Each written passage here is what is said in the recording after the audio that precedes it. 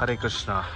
Sand Hare Krishna and be happy. கலியுகத்தில் யுக தர்மமாக இருக்கிற இந்த ஹரே கிருஷ்ண மகாமந்திரம் எத்தனையோ வழிமுறைகளில் மக்கள் நம்ம பிரார்த்தனைகளை நிறைவேற்றுறோம் நிறைய இடத்துல. ஆனால் ரொம்ப எளிமையானது 108 முறை தினமும் ஹரே கிருஷ்ண மகாமந்திரம் அர்ப்பணிக்கிறது கிருஷ்ணருக்கு.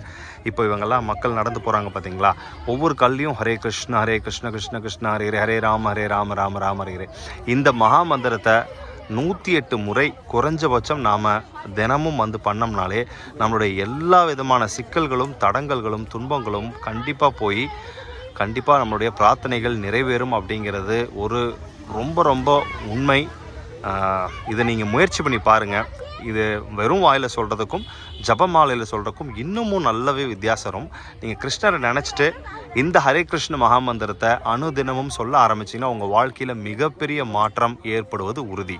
ஹரே கிருஷ்ணா.